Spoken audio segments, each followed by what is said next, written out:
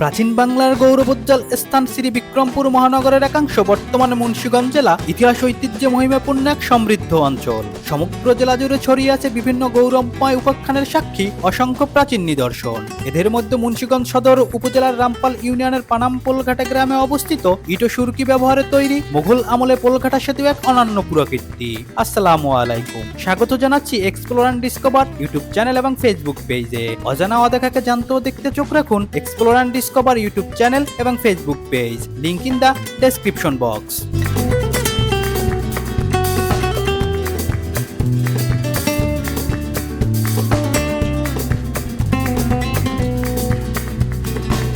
পানাম পোলঘাটা সেতুটি প্রাচীন ও বিলুপ্ত শ্রী বিক্রমপুর মহানগরের সীমাপরীক্ষা মিরকাদিম খালের উপর পানাম পোলঘাটা গ্রামে অবস্থিত।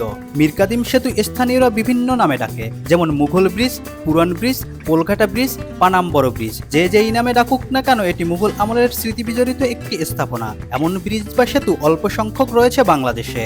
সংস্কার ও রক্ষণাবেক্ষণের অভাবে অনেক সেতুই এখন বিলুপ্ত প্রায়।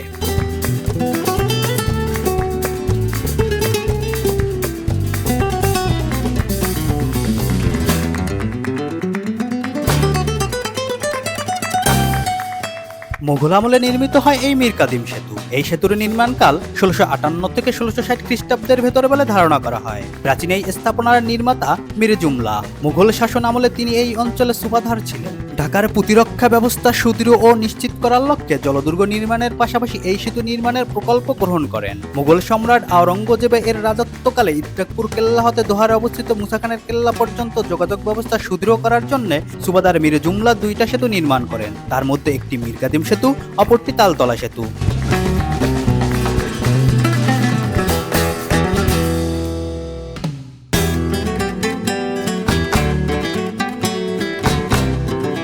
মিরকাদিম সেতুটি 3 খিলান বিশিষ্ট ও এটি নির্মাণে চুনসুরকি ব্যবহার করা হয়েছিল। মূল সেতু থেকে 7 কিলোমিটার দক্ষিণে টঙ্গিবাড়ি ও 7 কিলোমিটার উত্তর পশ্চিমে মুন্সিগঞ্জ শহর অবস্থিত। ধনুকৃতি এই সেতুটি 52.42 মিটার লম্বা।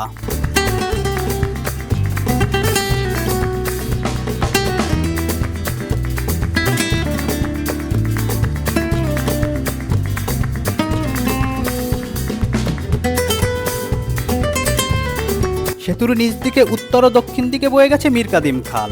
সেতুটিতে 3টি খিলান রয়েছে। মুঘল স্থাপত্যে খিলান থাকা একটি বৈশিষ্ট্য বলে মনে করেন বিশেষজ্ঞরা। সেতুর পশ্চিম প্রান্তে বৃষ্টির পানি যাওয়ার জন্য একটি নর্দমা রয়েছে। পশ্চিম প্রান্ত টঙ্গিবাড়ি উপজেলার আব্দুল্লাপুরে পড়েছে, আর পূর্ব প্রান্ত পড়েছে সদর উপজেলার পানাম পোলঘাটা এলাকায়।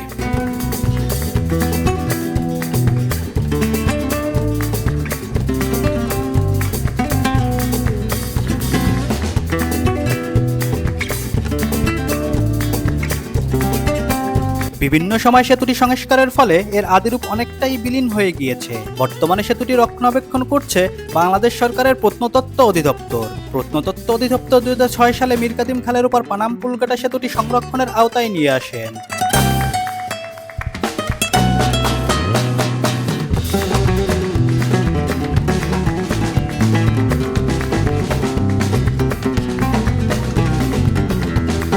শেষ করছি মুন্সিগঞ্জ ভ্রমণের 7ম পর্ব।